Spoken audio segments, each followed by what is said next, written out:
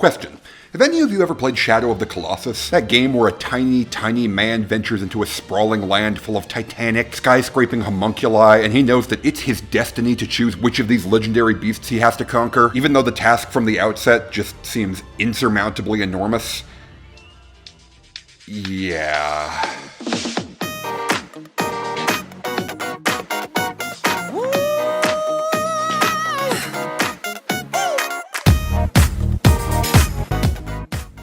Hey guys, I'm Sean Fay-Wolfe of Diamond X Studios. This is Wally the Lizard, and I'm gonna be totally real with y'all.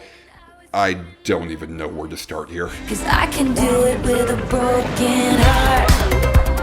When I made my video counting down the top 10 worst hit songs of this year, I said that even if it wasn't necessarily the highest quality year for popular music I'd ever seen, there has just never been any time in my adult life where it felt like music represented the lifeblood of American culture the way it did in 2024. I mean, think about it. What were some of the best performing games, movies, and shows of 2024? Helldivers, Dune Part 2, the new season of Squid Game? Yeah, did you hear anywhere near as much buzz around those things as you did around the Kendrick Drake beef, the Tortured Poets Department, Sabrina Carpenter, Chappell, Roan? Even adjusting for the fact that running this channel puts me in a terminally online pop music discussion bubble, music still felt like it took center stage of pop culture in 2024. And that makes the prospect of making this video where I pick out and count down my top 10 favorite hit songs of 2024 extremely intimidating, to be honest. I was not exaggerating with that Shadow of the Colossus metaphor. I'm really not sure that I'm properly equipped to tackle works this towering and iconic in their genres, but just like a journey through the Forbidden Lands, while the task at hand is daunting, it also promises to be just as enthralling as it is deeply rewarding. If you haven't seen it, I highly recommend this video from Nathan Zed talking about how being an ostentatious tryhard is becoming cool again in the 2020s, as TikTok has let theater kids make more and more inroads back into pop culture. His video sums up exactly why pop music was so extraordinary in this wholly singular year. And as a person who is a proud tryhard and has been for his entire life, the songs that 2024 chose to weave into the tapestry of American pop music made me more proud to care about this silly little hyperfixation of mine than any other year that I've lived through. Strap yourselves in, folks.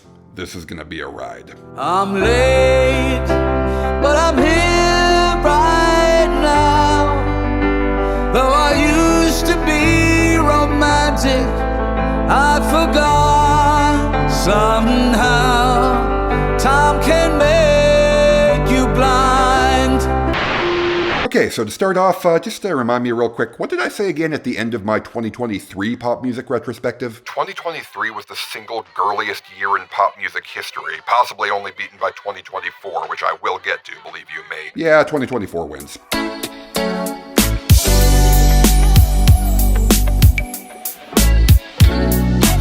In a sheer dress the day that we met. Okay, full disclosure, this song is on the list mainly because it's the song of hers I've been drawn to the most as of late. But really, I think of this spot as belonging less to one song and more as representative of Sabrina Carpenter's overall presence in pop music in 2024. Bedchem very likely would not have made it on here if not for the half dozen other hits Sabrina had this year priming the pump for it. And quite frankly, Juno probably would have taken its place if it had been big enough to qualify by my rules. But really, even if the song was strong enough to get here purely on its own merit, the number 10 spot on a best hit song list, it just feels right for Sabrina Carpenter. She was never my most listened artist at any point this year. There was always other music I was appreciating more than hers, but Sabrina's constant stream of pink lace debauchery was the glue that held 2024's pop scene together. And quite frankly, I think Sabrina being the baseline default pop star of 2024 speaks volumes about the kind of legendary year that this was.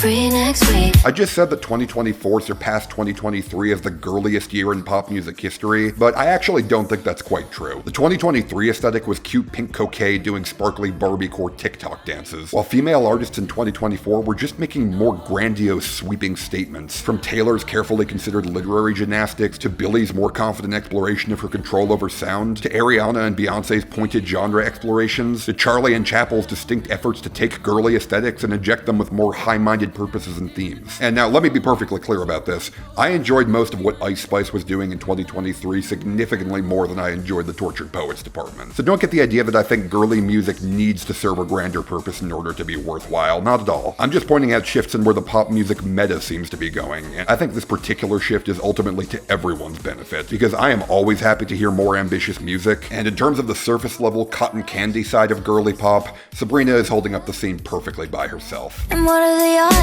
You send me a text and now the next thing I know I'm like, manifest. You're oversized. Sabrina Carpenter probably isn't an all-time great artist, but she is an all-time great pop star. Something I suspected when she started charting and knew with 100% certainty by the end of the year. Even if 2024 and 5 are the only years of success she ever has, I still think she'll go down as an icon of the 2020s. You know, the same way Boy George or Ashanti only had a couple of years of hits and they're still considered icons of their time. Much like Boy George, Sabrina just came out swinging with songs so memorable and an image so instantly understandable that everyone was immediately like, oh, okay, you're the standard now. Good to know. I've spent most of the year trying to think of exactly how to describe the vibes I get from Sabrina Carpenter, and the answer I eventually got to is something I'm genuinely shocked it's taken this long to see in a major pop star.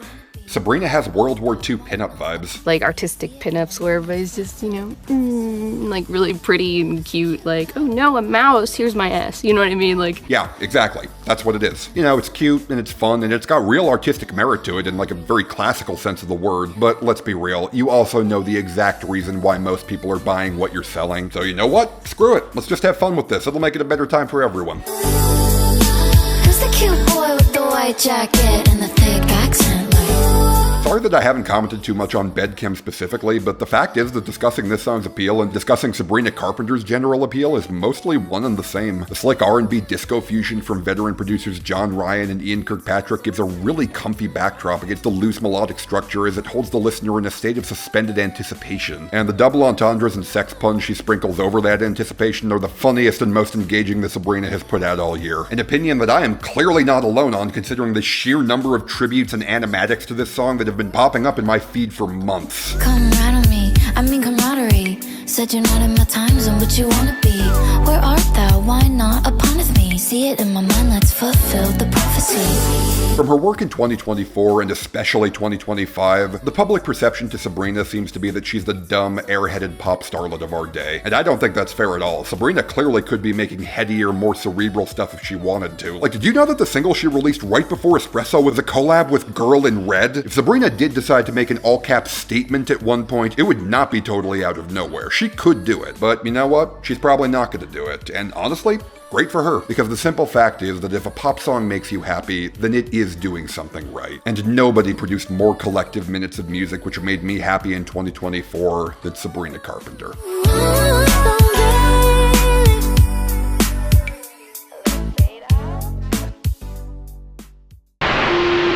But I see you now as we're laying in the darkness.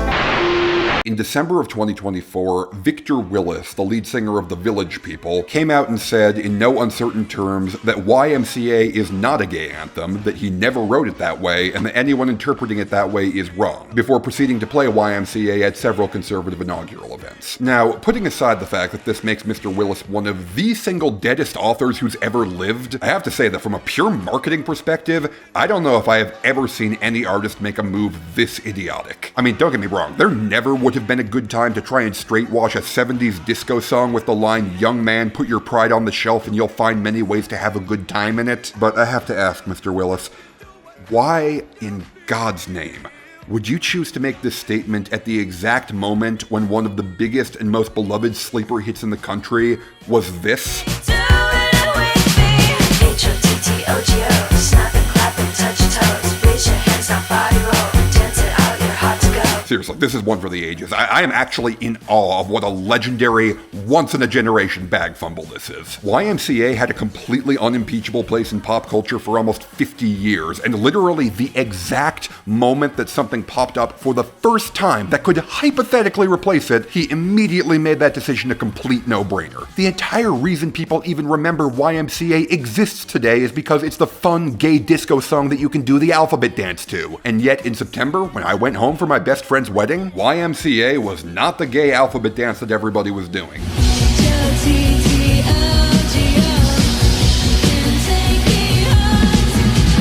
Look, You guys know me. You know that when it comes to pop music, a song's role in our culture, the space it occupied and defines in our collective cultural zeitgeist, is often just as important to me as a song's actual quality. So yeah, when a currently charting pop song, like one that is currently rising and hasn't even hit a peak yet, is already causing everyone at a wedding to do the bespoke dance that goes with it, yeah, that practically guarantees the spot on the list just by itself. Frankly, it almost seems like an unnecessary afterthought to talk about how absolutely wonderful the song itself is.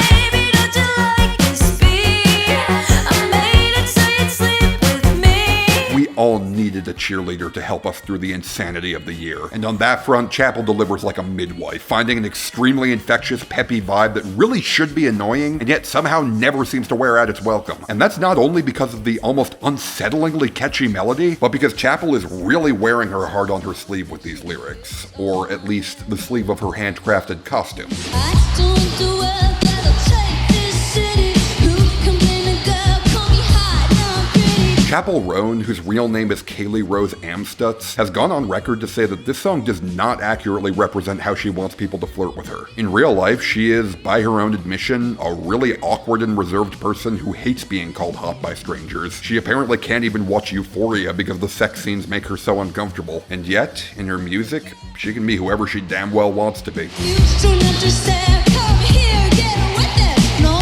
one sees me there. Anytime I need Chappell Roan is apparently Miss Amstutz's Hannah Montana. The moment she puts on that makeup and gets into persona, she is able to shed every inhibition she's ever had and just fucking go. And in a world where more and more people are doing everything they can to blur the lines between their online and offline personas, this is not only a refreshingly healthy mindset to read about, but also speaks to just what a damn good actor this woman is. Hot to Go is a song about a horny lady who wants to find another horny lady and get some shit accomplished. Kaylee Rose might be a private citizen who values reserved privacy, but Chappell Roan is a buffet who is being served hot and fresh for any sapphic who has the ovaries to come and claim her. And yet, remarkably, despite the intensity of her insistence that she needs sex as quickly as she can get it, the song is still light as a feather, creating a contrast that's extraordinarily infectious. I mean, just listen to the way that Chappell goes at this bridge. What's it take to get your number? What's it take to bring you home? Hurry up, it's time to supper. Order up, I'm home to go. She sounds so damn desperate on here, but not desperate in the adult sense. Not desperate by way of deep, lovelorn yearning with any fears or insecurities underpinning it, but more like a desperate to get downstairs and open her Christmas presents kind of way. Like she is just overwhelmed by the sheer amount of insane fun that her evening is gonna be now that your hot ass is a part of it. The things that are extra fun, I've written in red. Everything's in red. Yeah, I know. Hurry up, it's getting cold. Hurry up, it's time for supper. Hurry up, I'm hot. Hot to Go is an absolute gem of a song, which represents every aspect of what's so special about pop music. Emphasis on the pop. It's a beckoning tune that shows the truly astonishing heights one can hit when they lock away all inhibitions and truly lose themselves in their art. And its success proves once and for all that a queer song doesn't have to be a meaningful statement, doesn't have to be subversive or disruptive, hell, it doesn't even have to take its own emotions all that seriously. Sometimes gay people are just horny cheerleaders who are exceptionally gifted at knowing which dance is most effective for attracting a mate, and want to share that knowledge with the world even if they don't plan to use that mating dance themselves. It's hot. I'll call the cab. Quick 10-second break for me to ask y'all to please give this video a like. It takes you all of 2 seconds to do, and it's immensely helpful in getting my work out to more people. So if you could do that right now, I would really appreciate it. Thank you so much for that. And now, let's continue. Did I wait too long to turn the lights back on? Okay, so I have made a lot of lists like this at this point, and over all that time, something I've realized is that when you're making any sort of countdown, especially a best list, there can be a pretty strong temptation to overweigh novelty when picking what songs to talk about. And by novelty, I don't necessarily mean how surprising or new a song is as a piece of music, but rather how novel a song is to me personally as a listener. Like, how much have I listened to it before? I mean, we all know that music can wear out its welcome as you listen to it over and over throughout the year, and by the time you get to do a best list at the year's end, you can often find yourself overweighting how fresh a song sounds, you know? Like, I went through several drafts of this list thinking I would be giving this spot to that one JID song from that Fortnite promo. I totally missed that at the start of the year, and hearing it for the first time listening through the eligible songs for this list was a real breath of fresh air. I'm an anomaly. I turned into a rap ironically and ran the back up, niggas is on me. Yeah, really good song. I like it a lot. Wasn't my most played song of the year, though. My baby born a Birkin. She's been telling me all night long. I mean, yeah, obvious pick is obvious. Like, of course this was my most played song of the year. It was everybody's most played song of the year. Some of you might not know this. I actually didn't see it getting that many headlines, but in 2024, a bar song by Shaboozey set a record for the most weeks that a song has spent at #1 on the Hot 100 ever. 19 weeks at #1, tying the record set by Old Town Road. And that is fucking insane to me. Old Town Road was such a moment. It was the music event of that summer, staying at #1 for months despite all the biggest artists in the world striking at its underbelly. When that song broke the record, everybody knew it, and yet Shaboozey just kinda humbly climbed the charts up to the top spot and comfortably and politely sat there for months on end. If the calculations made by my friends at Talk of the Charts are accurate, this song has surpassed Blinding Lights by The Weeknd to become the single most successful song in the 7-decade history of the Billboard Hot 100. I am still in shock, frankly, but the more time passes, the more I realize how completely naive that shock is. This was inevitable from the start. Good Lord. Someone pour me up a double shot of whiskey. They know me and Jay Daniels got a history. Let me be clear, just because a bar song wasn't as explosive a moment as Old Town Road doesn't mean that it wasn't a fucking moment. 2024 was a watershed year for the world of online music content, driven largely by Kendrick Lamar making the genius move of unlocking YouTube copyright on his music, directly incentivizing an avalanche of some of the most entertaining reaction videos I've ever seen. But I don't think that Shaboozey's role in the music reaction world should be ignored. I have spent hours of my life watching hip-hop reaction channels who got recommended this song, wondering why the hell their audience is asking them to react to a country song, only to then have their faces light up with joy when they realize, tell your girl to bring a friend. Oh Lord. 1, here comes the 2 to the 3 to the 4. 1, here comes the 1 to the 3 to the 4. There's a party downtown near 5th Street. Everybody at the bar getting tipsy. Everybody in the club getting tipsy.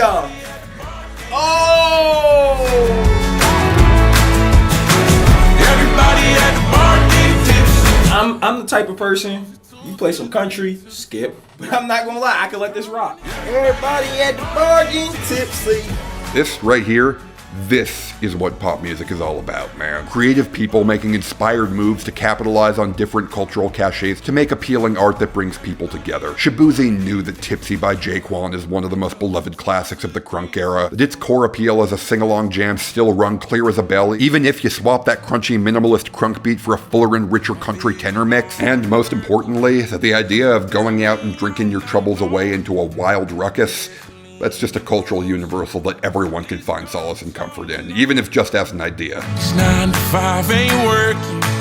Why the hell do I work so hard? I remember reading a quote once that said country and hip-hop are a lot alike because they both sell millions of records and no one has any idea who's buying them. Pretty sure that quote came from back in the 90s before hip-hop and country became the two most mainstream genres in American music, but the fact remains that the two scenes have far more in common than people give them credit for. At their deepest roots, country and hip-hop both speak to the struggles of the kind of people that many institutions of cultural power would prefer to just pretend didn't exist, and so it's no surprise that a song that clearly has a deeply held respect for the roots of both genres would hit such an unprecedented crossroads of cultural symbiosis. Especially when it's an endlessly replayable jam that knows how much it sucks to live in America at the moment, but is not dealing with that shit right now. 1, here comes the 2 to the 3 to the 4. Tell them bring another round, we need plenty more. In a year where the country music industry continued to hang black artists out to dry while rolling out the red carpet for every face-tattooed white rapper they could get their hands on, it is a hell of a fucking statement that the biggest country song of the year was a loud and proud love letter to black music that conquered the world in a way not seen since, oh, you know, the last time a black man shattered chart records and broke through every barrier the country establishment threw at him. Fuck you, Nashville.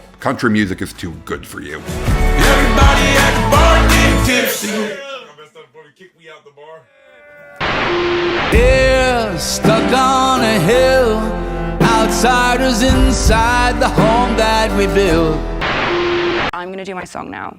Okay, yeah. In 2024, we saw new album releases from 4 of the most beloved and critically acclaimed artists of my lifetime, all of which saw these artists taking an unprecedentedly commercial-friendly, yet still deeply unique and disciplined direction. In order of release, these albums were Hit Me Hard and Soft by Billie Eilish, Brat by Charlie XCX, Chromakopia by Tyler the Creator, and GNX by Kendrick Lamar. These 4 albums were pillars of the year, producing a flood of instantly iconic jams, which, almost more importantly than their quality, seemed crafted out of deeply held respect for pop music as an art form. These 4 artists clearly do not see the word pop as a synonym for cheap, lazy, and disposable. And while I think I've made my case for the value of Sabrina Carpenter and her delectable fluff, I'd be lying if I said that these 4 artists and their effortless bridging of the gap between artistry and mass appeal didn't best represent why 2024 was the legendary year for the pop charts that it was. Believe it or not, none of the songs from Brat were actually big enough hits on their own to qualify for this list, but at the risk of spoiling things, all 3 of the other artists who made those albums will be represented on this list. And first up, we have an artist who swung for the fences, completely rethinking everything she was capable of doing from the ground up, and yet her best song of the year was the one that took the least chances.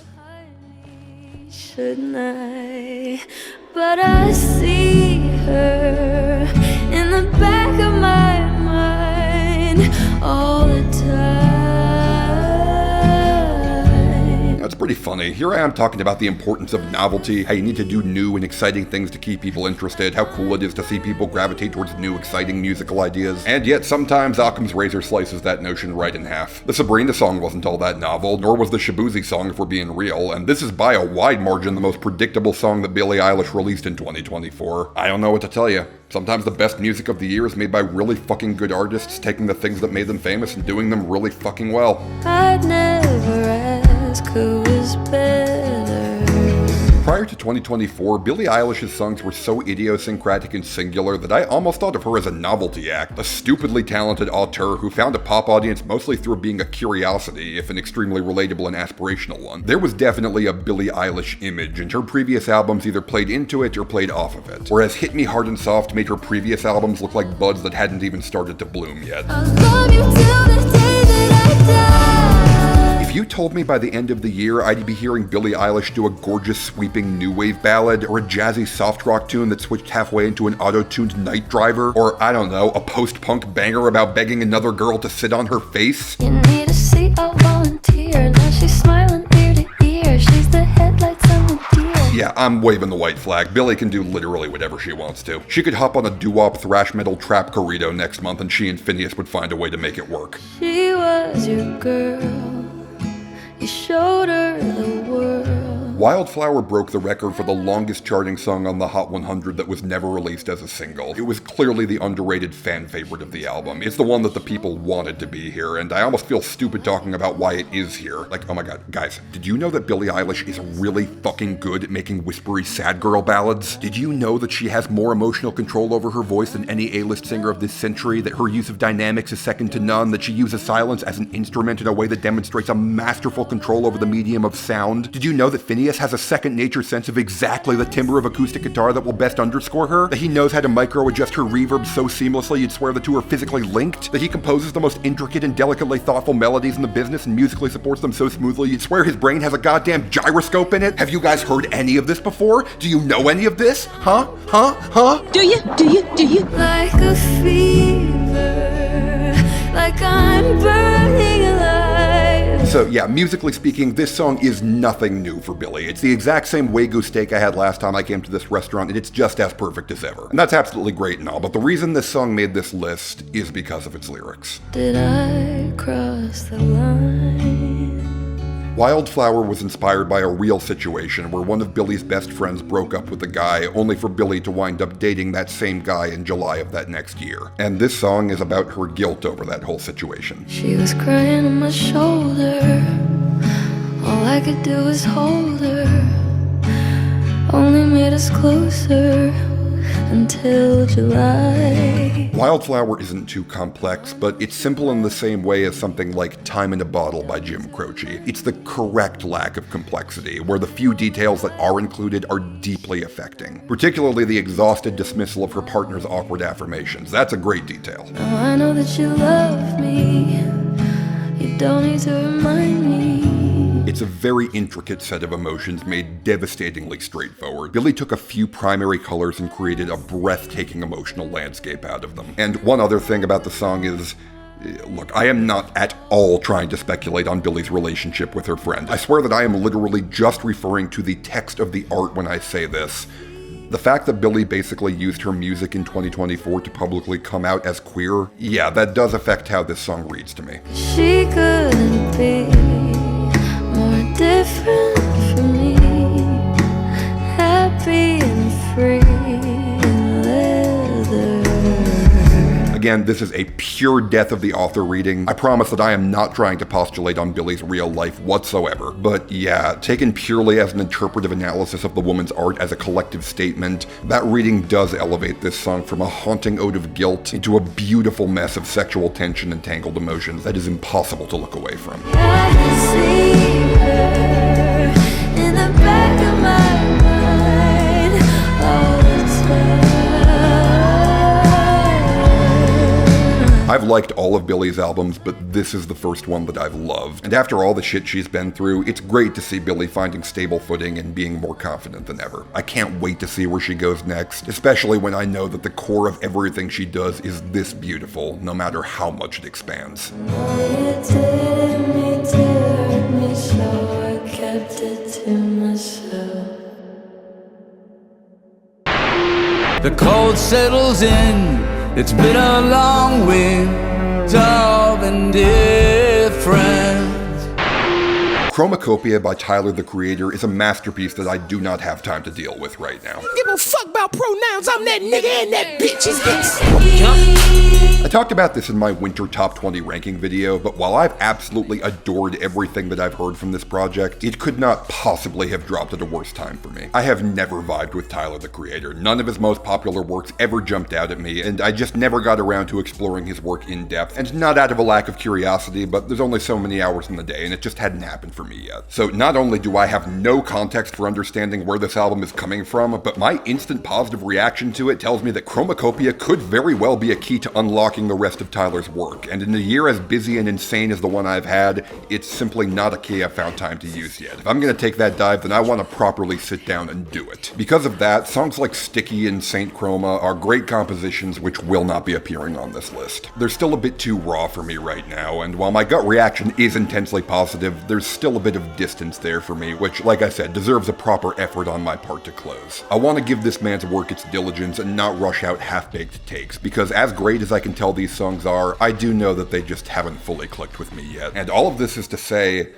I'm kind of at a loss for words at which song on the album did click with me immediately. I'm chasing a ghost. I don't know who he is. Okay, before anything else, shout out to Mike's Media, the YouTube channel with 22 subscribers that both filmed and cut together this really solid fan-made music video for this song. It only has a couple thousand views, but it deserves so many more. Please go give them some love from me. Seriously, fuck the trend of visualizers and no-effort lyric videos. I get that TikTok has made the whole thing seem futile and pointless, but come on, if you're an A-list artist, there is no excuse for you to not make a bespoke music video for your big hit songs. To be totally fair though, I can't really get mad at Tyler for not making a music video for this song in particular, because let's be real, who the hell expected this to be the hit?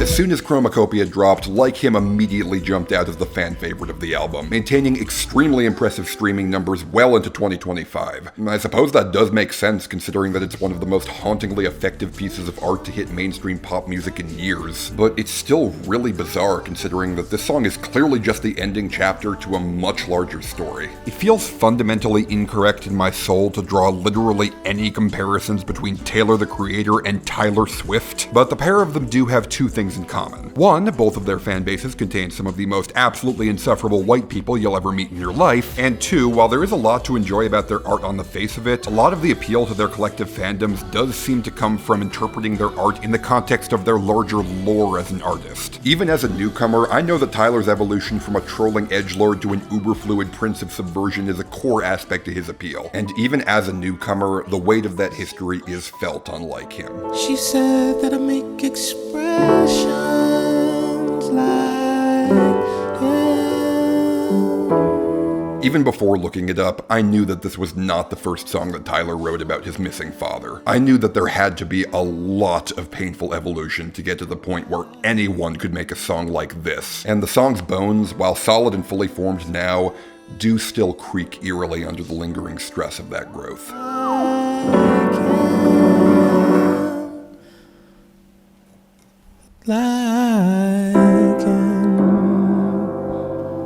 Like him. We're used to stories about deadbeat dads. They're very common in all kinds of media, and they're a dime a dozen in the world of hip-hop. But a story about a father who wanted to be present in his son's life, and a mother who wouldn't let him because of her own trauma and baggage, that is a harrowing angle to take. And Tyler captures every iota of pain that this absence has inflicted on him. Not only through the literal hunting imagery of chasing a ghost, but through the raw vulnerability of his quiet, haunted pleas, and especially who they're addressed to. Like him. Like what? Like him. Like what? Like him. Like what? Tyler is pleading to his mother, knowing that she's the only person who knows all the answers to everything he desperately needs to know about his father, while being aware that the same woman is directly responsible for him not having those answers, and by extension, for the pain that not having those answers has caused him since the day he was born. You ain't never gotta lie to me. I'm everything that I strive to be. So do I look like him? On this song, we are listening to a man mourning the child that he never had the chance to be. The child with a father to give him proper guidance. It straight up feels like attending a funeral, complete with a eulogy where the one responsible for the death repents and seeks forgiveness. It was not him, because he always wanted to be there for you. And I'm sorry I was young, but he's always wanted to be a father to you. If you didn't know, that outro at the end of this song is a recording of Tyler's real mom admitting that she was wrong. She takes full ownership of her actions, and from the sound of it, this is able to help Tyler find some degree of peace, especially since, as you'll know if you've heard Tyler's other work, she did work hard to give him a good life on her own. And affection, attention, protection. How could I ever miss something that I never had? Her reasoning may have been misguided, but she genuinely believed she was doing the right thing, and so Tyler allows himself to accept, or at the very least acknowledge, her apology. And really, how often do you see something like this? Like, not just in pop music, but in any kind of storytelling. How often do you get a 3-minute piece of art that builds an entire tragedy, something so deeply rooted in truth and personal lore and so deeply cutting, and yet still finds a conclusion that offers both hope and satisfaction? Something that doesn't erase or downplay the pain, but does close the loop, leaving no dangling threads by the time the song ends, and does so in a way where countless newcomers are able to feel that emotional truth, even without the greater context. Like Him is a goddamn masterpiece of musical storytelling, and the fact that it didn't even make it into the top half of this list, yeah, 2024 was just built different, man. So don't hold that against him, because it was my fault. Just, forgive me.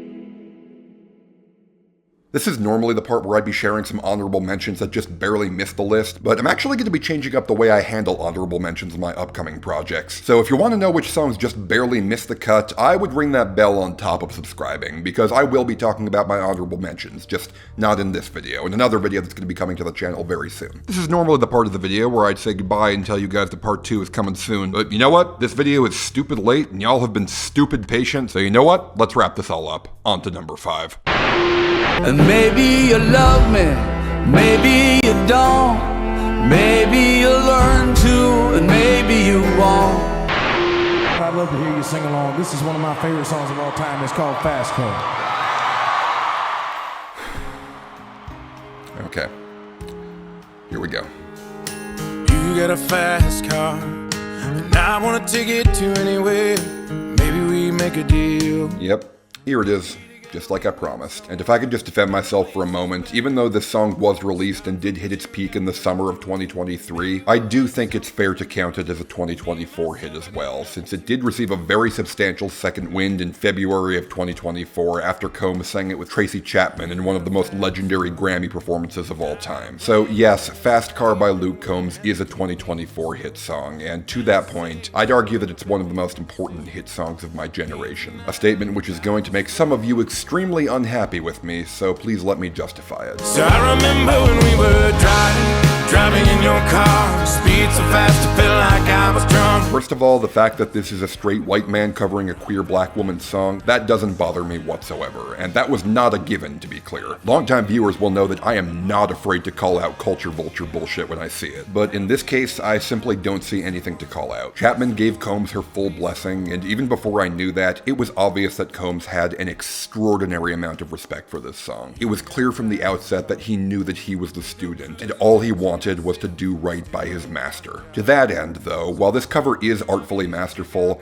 I get why so many people thought that it wasn't particularly necessary. Combs plays this cover as straight as an arrow, far from trying to claim it. He sounds like he's actively trying to copy the Chapman version as closely as he can. At first glance, this is nothing but a Xerox, and I had no idea why it was hitting me so damn hard every time that I heard it. I just kept on waiting for the moment that the reason would click with me, and then I watched Todd in the Shadows video on this song, and he said this. You listen to the original version, and Tracy Chapman is that person. I hear a homeless dropout with an alcoholic dad trying to escape poverty. It's not just a given or assumed thing that can happen. It's a real question whether these two people can have the quote-unquote boring happy ending. And just like that, everything made sense. You've been working at the convenience store, managed to save just a little bit of money. The whole thesis of Todd's video was that Fast Car doesn't feel anywhere near as personal coming out of Luke Combs' mouth. And yeah, he's completely right about that. When Tracy Chapman sings Fast Car, it is a character song coming out of that character's mouth. Well, it's obvious that Luke Combs is not singing about himself. Still ain't got a job, so I work in the market as a checkout girl. Luke Combs is a narrator, a person who has not lived through this specific experience, presenting the story in the first person only through a voice of omnipotence. When Luke sings, it stops being a personal story, and it turns into something far more general, even as he sings it with all the reverence and emotional truth that he can possibly muster. And you'd think that that would make the song lose its power. Instead,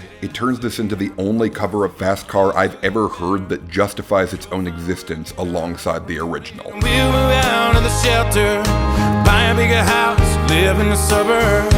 When Tracy Chapman first released Fast Car, buying a bigger house and living in the suburbs was a standard part of the American dream. This was the quote-unquote boring happy ending, to the point where the idea of not being able to buy a house in the suburbs for granted marked you as part of a disenfranchised underclass, an idea tragic enough to build a heartbreaking character song around. Meanwhile, at the same time Fast Car by Luke Combs was climbing the charts in 2023, John Oliver put out an episode of his show where he talked about home ownership. He opened it by saying this.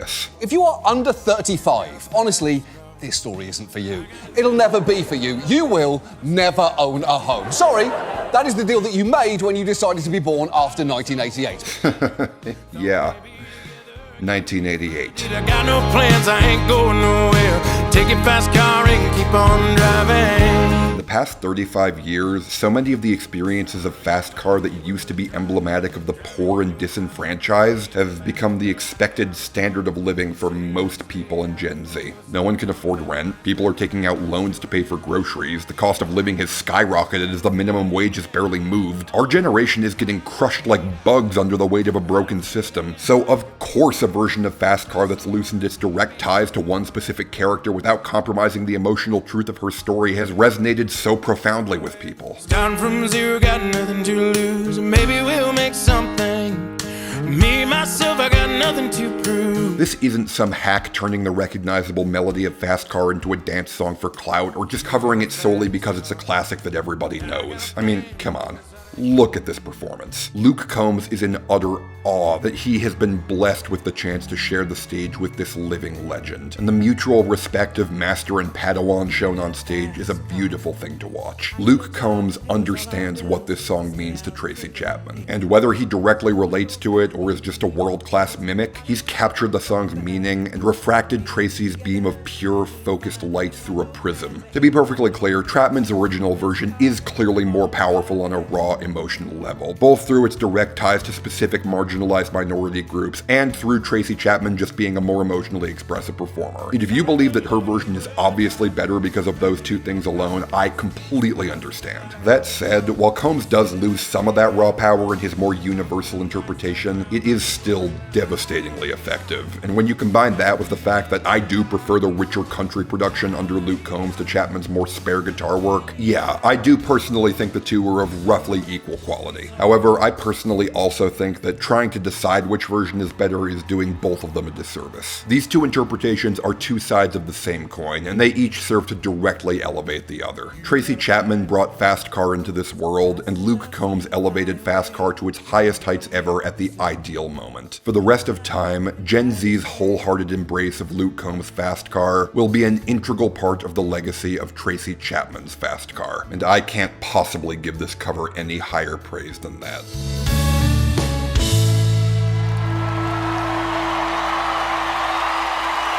Oh my god, I'm glad to have that one off my chest. I've been holding on to that one for nearly 2 years now. And for those of you who insist that Fast Car was a 2023 song and I should have put a real 2024 hit in this spot, just stop it. Stop your whining. This is what we're doing, and if you don't like it, I really don't give a shit.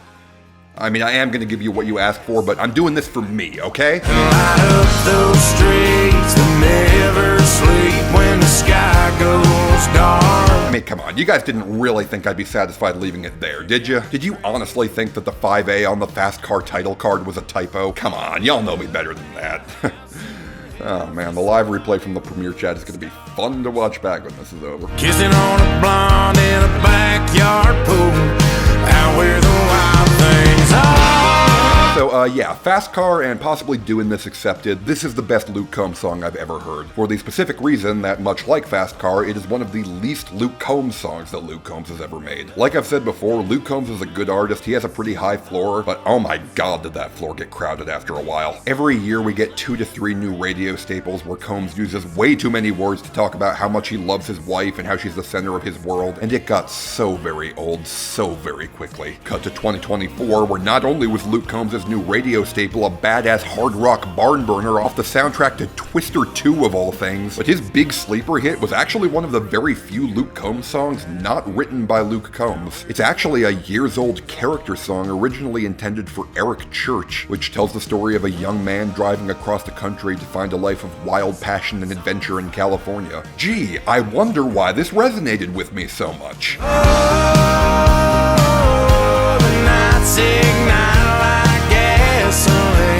But yeah, it's genuinely kind of disarming to hear Luke, who is an only child, singing about this brother with so much verve and passion that it feels impossible that he's not describing a real experience. Luke's wife might be the main thing that inspires him as a writer, but as a performer, the man is just this juggernaut of grisly fire who can breathe life into any story that's put in front of him, certainly helped by a captivating melody, evocative narrative lyricism, and some of the most heart-rending country production I have ever heard in a crossover hit.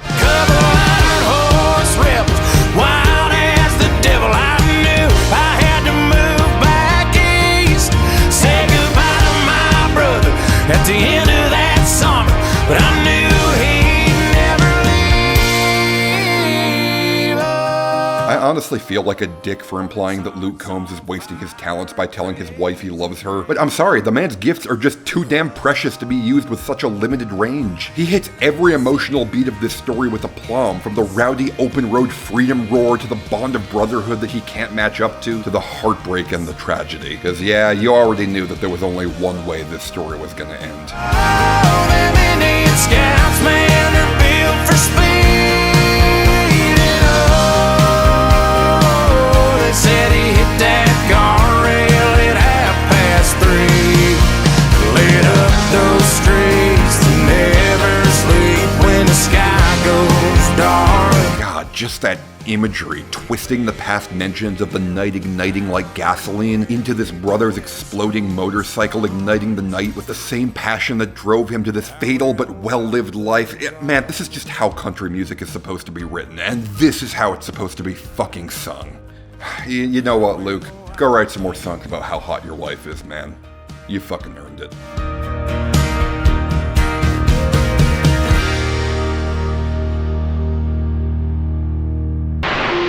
You've had enough, but I won't give up on you. Look, there's no point in sugarcoating it. This YouTube channel has been a total mess over these last few years. I've been very transparent with all of you about the reasons why my upload schedule has been so volatile, from the intensely difficult family issues to the focus on grad school to a whole bunch of other bullshit in between, and I am intensely grateful to all of you who have stuck by me for all this time.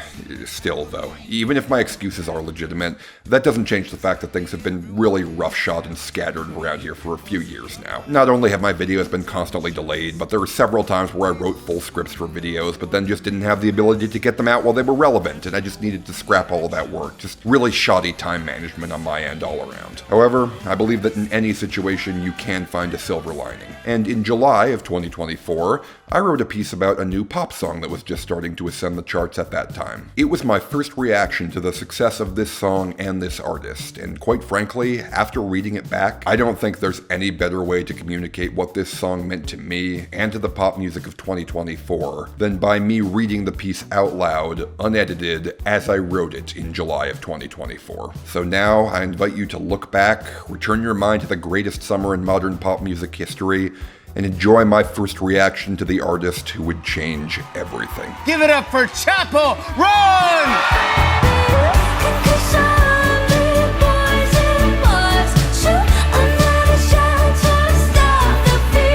Okay, so I'm not a betting boy, and I don't exactly have a great track record of predicting who's going to be a star, but yeah, drop everything and put all of your money on this woman now. Like right now. Do not wait until later. 2024 is pretty clearly and obviously the most exciting year of pop music in the 2020s so far, with an absolutely extraordinary degree of hype and big name releases across all genres that have elevated pop music out of being an omnipresent background noise back into a dominant cultural force rivaling the iTunes era of Katy Perry and Rihanna. This has held true across all genres, but if the past year has taught me anything, it's that the girly pop movement of Zoomers are the ones steering the cultural conversation and longing for the kind of big name, image-driven spectacle pop that we seem to have lost in the Trump era. And yeah, Chappell Roan is her. She is what they want.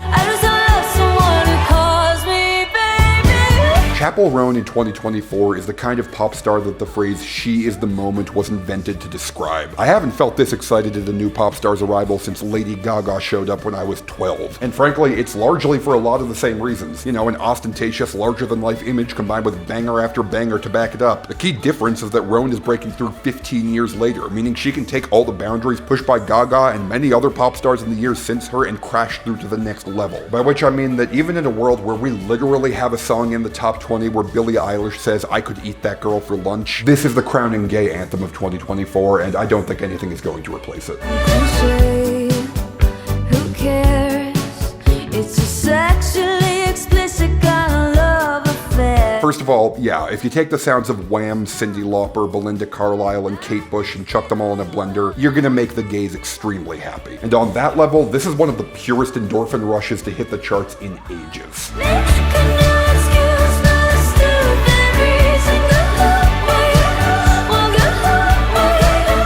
That melody, those high notes, just inject it directly into my veins. It's like Cupid by 50/50 if you roided it out like the Hulk. One of the reasons Taylor Swift is so successful is that she's great at finding melodies that transition in and out of each other into separate parts, and that's a weirdly uncommon skill in pop music, but it's one that Chappell Roan has got down pat, right down to fully utilizing the bridge in the same way Taylor does. Seriously, the bridge to Good Luck Babe is one of the most insane musical climaxes to hit the pop charts in years, and that's even before we get to what she's saying on that bridge, which... holy shit.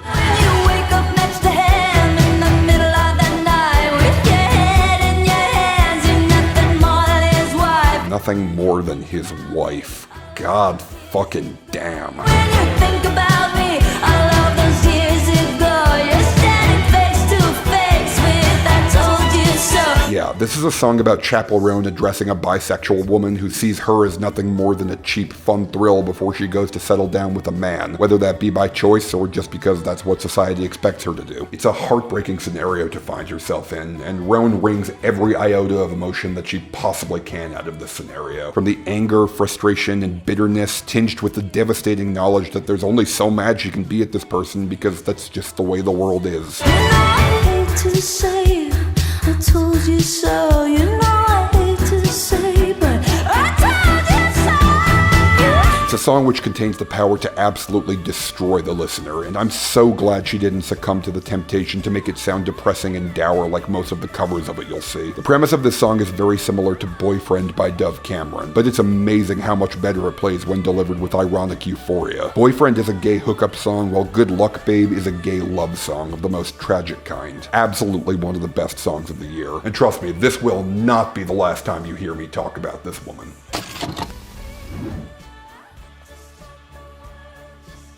Yeah, I think that about sums it up. You have to stop the war just to stop the feeling.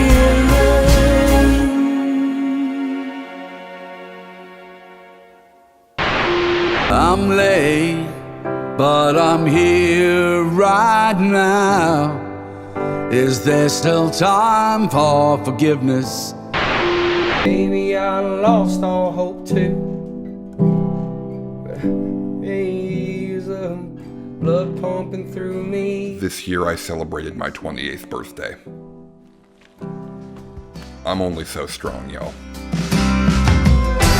How lucky are we? It's been a hell of a week. We're all grown now. Zach Bryan was supposed to be the one good lib. That sentence is stupid and doesn't make any sense, but you know what I mean. Out of all the shitty white guys flooding the country charts and doing everything in their power to affirm country music's worst stereotypes as unchallenging music for stupid, nasty people, Zach Bryan was the dude sitting on top of the Spotify charts, dwarfing them all, proving that country music didn't have to be made by shitty dude bros.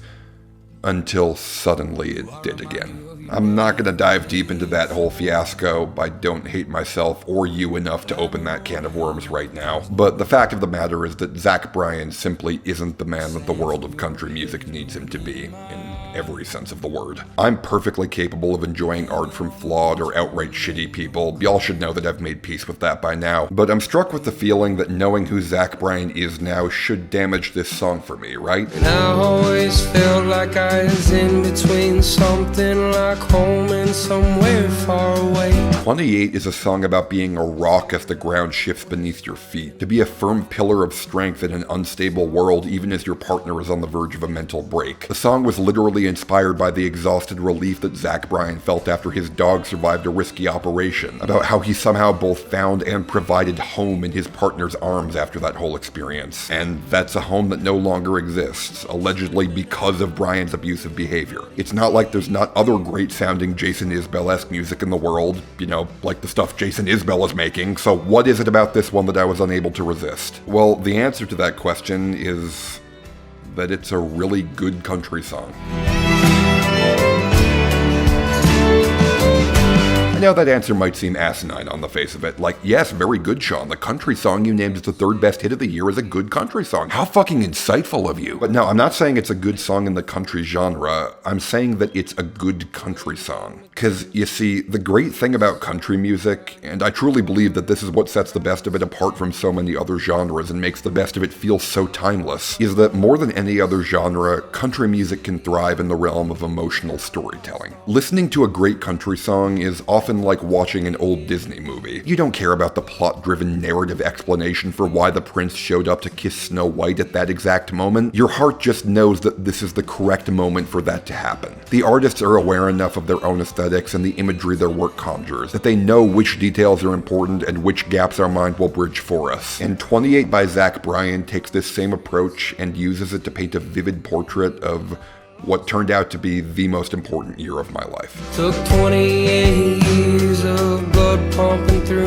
me. Some of you might know that I did, in fact, almost lose my dog to a risky surgery earlier this year. Don't worry about it, you can see that my dog is completely fine now, but the dog isn't even mentioned in the song's lyrics, and it's not like I can relate to most of the other specifics he mentions. I haven't lived through Zach Bryan's broken family dynamics. I've gone bar hopping maybe twice in my life and didn't particularly care for it, and I've not yet trauma bonded with any partner I've had to anywhere near this level. The thing is, though, not only do I really not care about that, but I know that Zach Bryan doesn't expect me to care about it, because the point of this song isn't the specifics of what Bryan is going through, it's using his flow of consciousness to capture the true emotional heft of one of the most transformative times of a person's life. Being 28 is about realizing your favorite dive bar in your hometown is becoming a gentrified hipster hotspot, and having a stone-faced laugh that you're reminiscing about the good old days before you even turned 30. When did McGlinchey's get so crowded, and why are the crowds so damn great? Being 28 is about realizing for the first time that you can offer a sense of home for a lost loved one who needs it, even if just for a moment,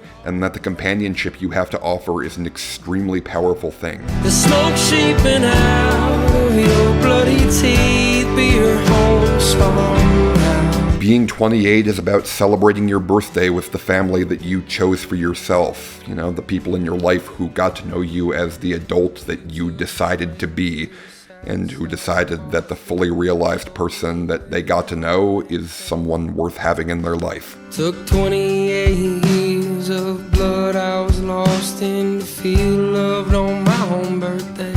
That line in particular just absolutely shatters me. And again, I have a great relationship with my parents, so it really shouldn't. To me, though, being lost in your blood means being snared and trapped in the context of the messiest, most traumatizing, and most humiliating traces of your childhood that defined you, and that, despite your best efforts, you're really having a hard time leaving in the past. To anybody listening to me right now who's approaching this point in your life, I implore you to please remember, as an adult, you have no obligation to bear that cross. Go out into the world, meet new people, realize that you are worthy of being loved by these people, and then use that newfound sure-footedness to go back and redefine the person you want to be for those who knew you before. And I always felt like I was in between something like home and somewhere far away.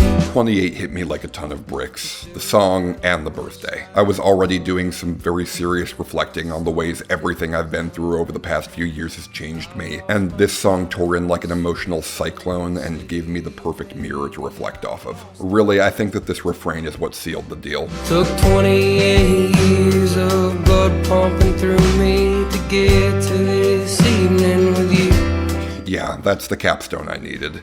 Despite all the toil, it is worth it in the end.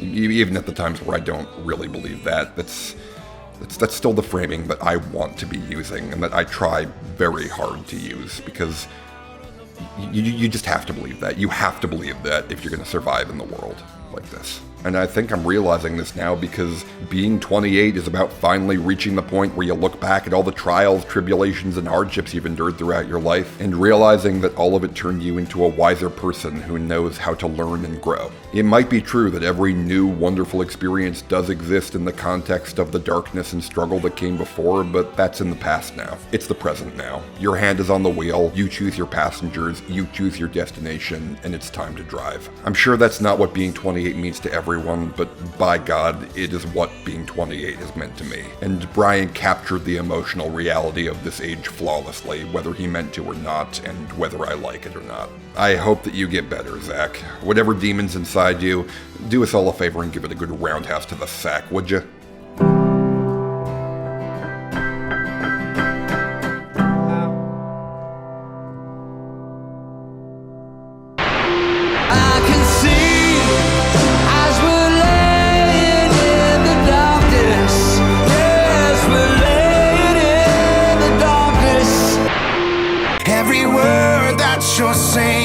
Another step to my reputation. wishing. With the exception of Jason Aldean's Try That in a Small Town, I don't know if there's a single country song I've ever talked about on this channel that I hate more than Truth About You by Mitchell Tenpenny. Yeah, there may be songs I enjoy listening to less, but very few songs make me want to actively punch the singer's lights out more than this one. Yeah, there's two sides to every breakup. One's a lie and one's a truth. It is a truly loathsome piece of art. Go check out my Worst Hit Songs of 2022 video if you want the full story on why that is. But you know what? I will give this song exactly one single piece of credit. If you completely divorce it from all context and just take it as a piece of writing purely in a vacuum, that title line kind of goes hard. If you quit telling lies about me, I won't tell the truth about you. Yeah, credit where it's due, that line is cold as fucking ice, if you ignore the fact that he's using it to threaten a vulnerable woman who seems to have done nothing wrong. Man, can you imagine if a line like that was aimed at someone who actually fucking deserved it? But don't tell no lie about me, and I won't tell truths about you. Shoo!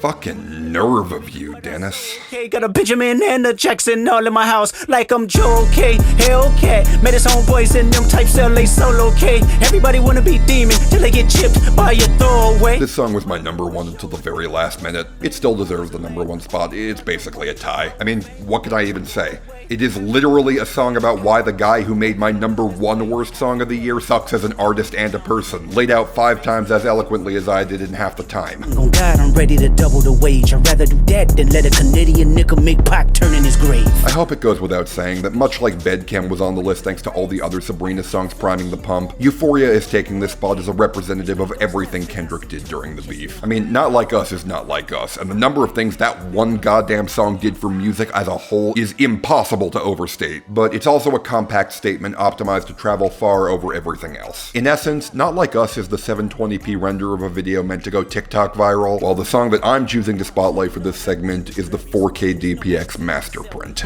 You're cold and I know I'm a selfish nigga, the crown is heavy.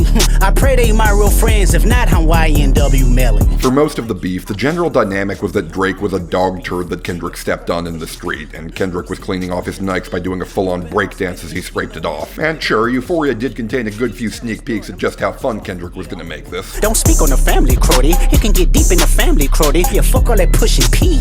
Let me see you push a T. Yeah, this is a very entertaining listen on multiple levels for sure, but, that is not how this song lives in my brain. How many more fairy tale stories about your life till we had enough?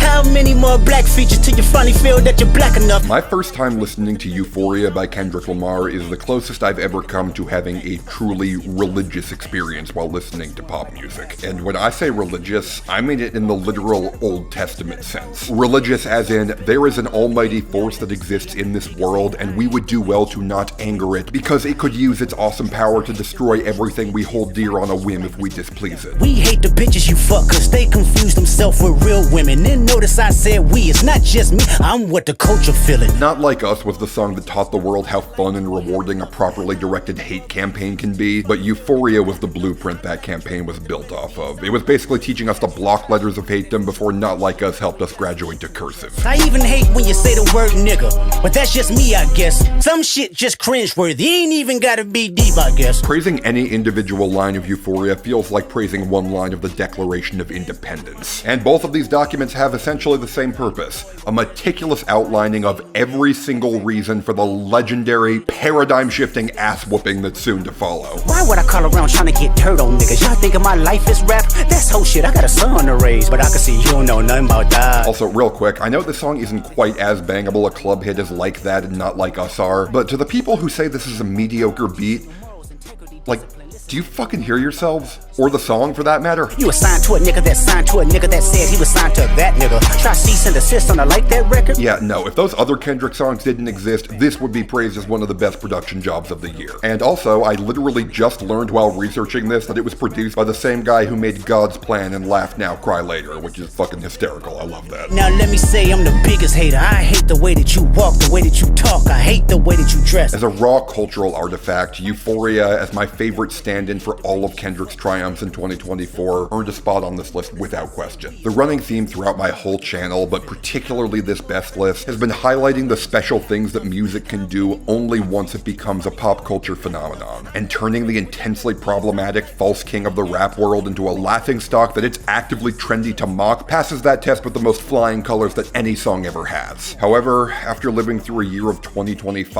and the time it took to get this video made, I can't even express how vitally important the lessons Kendrick taught us have turned out to be. I'm knowing they call you the boy, but where's the man? Cause I ain't seen him yet. Matter of fact, I ain't even bleed him yet. Can I bleed him? Bet. Whenever I see that video of those masked thugs trying and failing to pepper spray a protester in an inflatable frog suit, this is the song that's playing in my head. There are many things that rightfully deserve to be hated in the world today. And the phrase, "we gotta do this guy like Kendrick did Drake," has become a phrase I've heard tossed around a lot. But the vital thing to remember is that Kendrick didn't respond with violence, not because he couldn't, but because he knew that would prove nothing. Teaching no morals, integrity, discipline. Listen, man, you don't know nothing about that. Kendrick knew that he was the better man, and so he simply made a spectacle out of every one of Drake's failures as a man, flaunting them with style as he dragged his enemies through the mud and then holding a parade over his grave in the most ostentatious way he possibly could. More than anything, that is Kendrick's lesson for us. We are smarter, funnier, and wittier than they are, and we cannot underestimate how powerful those weapons are. Constant seething rage will burn out in no time if that's the only thing you're bringing to a long-haul fight. So instead, take your stance with humor and precision. Use succinct, pinpoint words that cut directly to the heart of where they need to be, and quickly. I said it once, I'll say it again. When 2024 started, Drake had just tied Michael Jackson's amount of #1 hits, and a beautiful woman singing "Shake Your Ass for Drake" was the biggest TikTok sound in America. Within 2 months, it was all gone. No man on earth is indestructible. So when Kendrick says that he's the biggest hater, let's all do the world a favor and take that as a challenge, okay? We don't wanna hear you say nigga no more. We don't wanna hear you say nigga no more. Stop. Quick reminder that I have a Wally the Lizard to feed, and YouTube pays me literally no money for these videos since I discuss copyrighted material. So if you would please consider supporting me on Patreon, starting at just $1 per video, I would deeply appreciate it. Thank you all so much for that. And with that done, guess I don't really have anything else to use to build up to this, so let's just finish this.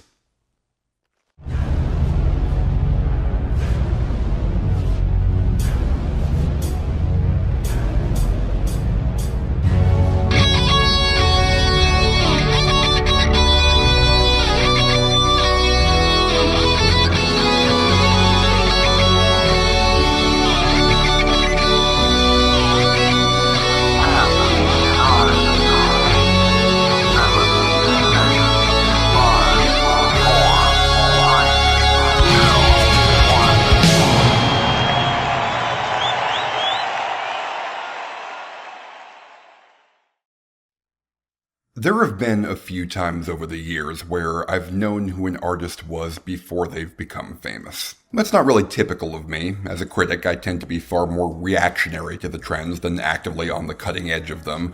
But there have been exceptions to this rule, and it's happened to me with artists a few times now. Kali Uchis is one of them. I first heard of her around 2017 or so, years before Telepatia crossed over. That white rapper who sampled a Rickroll, that's another one. The guys who made Sunday Best, one of whom is currently making alternative Christian pop, that's one that'll take me years to live down. In fact, before 2024, my biggest I knew them before they were big artist was actually someone who's been bubbling just under the A-list for years now, and who will, incidentally, be appearing on my Best of 2025 list in a few months. Yeah, I feel a certain fondness for all of those artists I've mentioned, but none of them are the big one.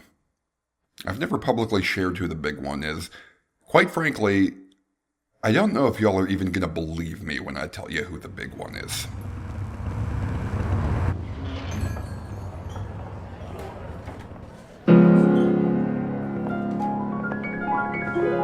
The first time I heard the best hit song of this year was during August of the COVID-19 lockdowns.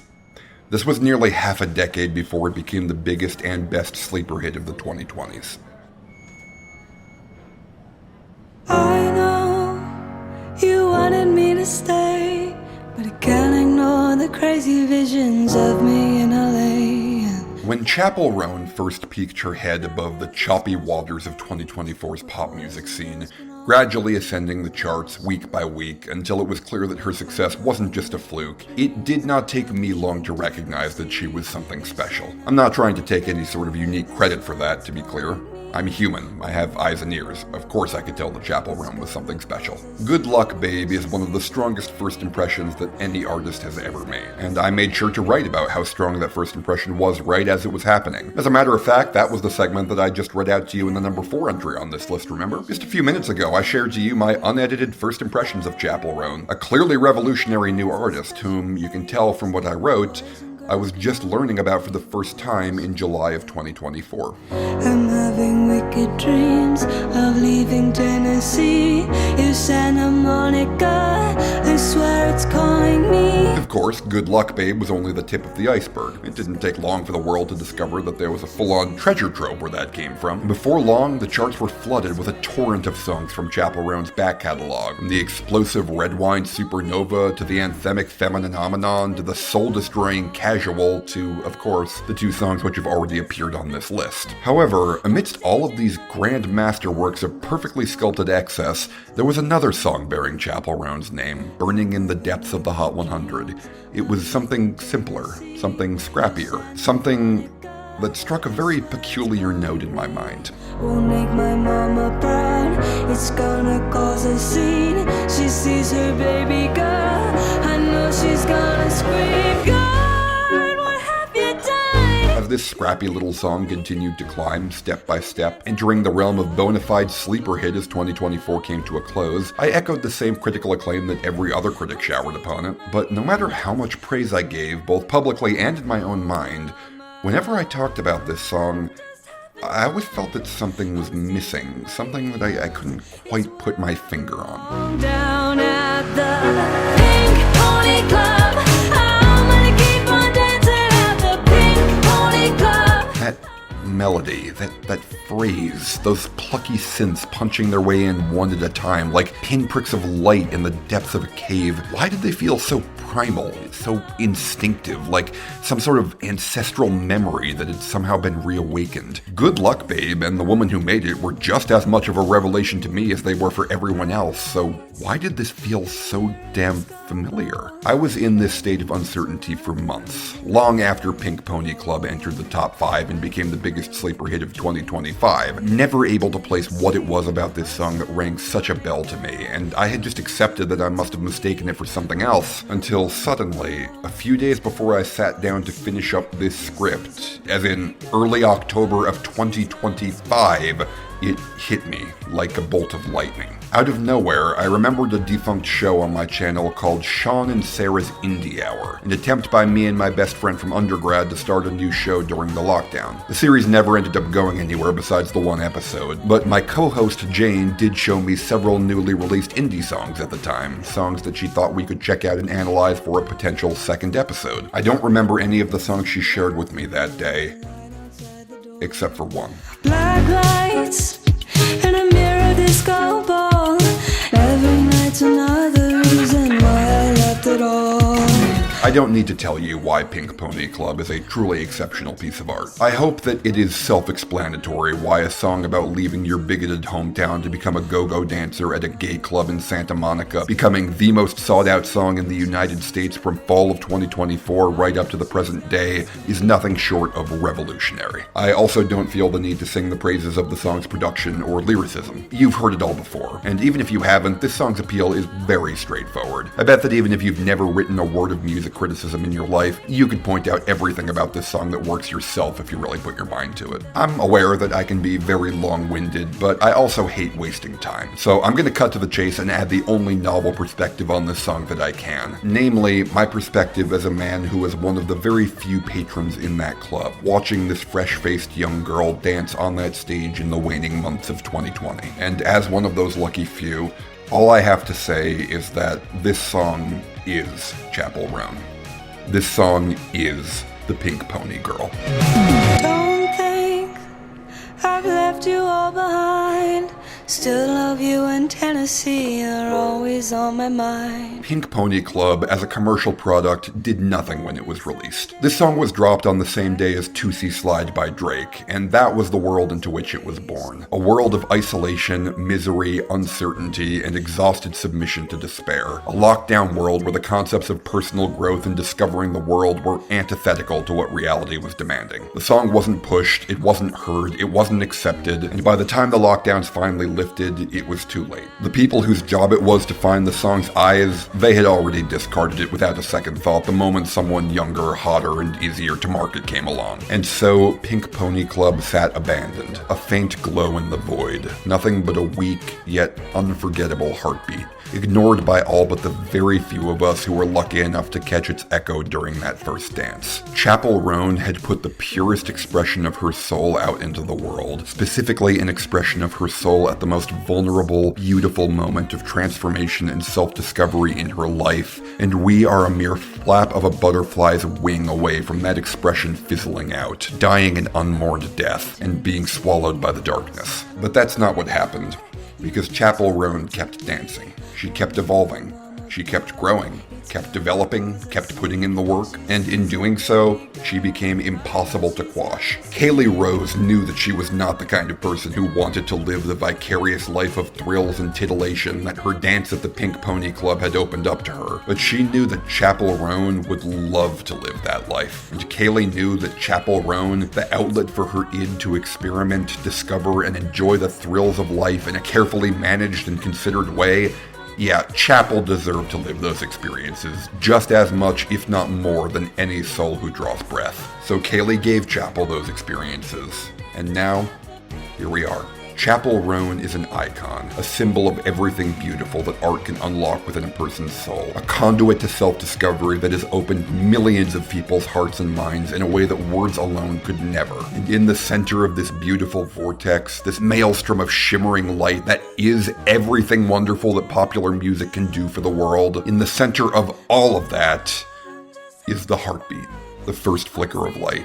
The first triumph of hope over self-doubt, the first step of the icon's 1,000-mile journey, and the echo that lived in my memory. An echo which, whether I knew it or not, helped me hold on to my own light, even through the years of hardship and uncertainty, mirroring my own journey of growth from a dark place, as it lied in wait to emerge at the perfect moment and show me how far that I had come, even years after I had forgotten its name. Pink Pony Club by Chappell Roan. The best hit song of 2024.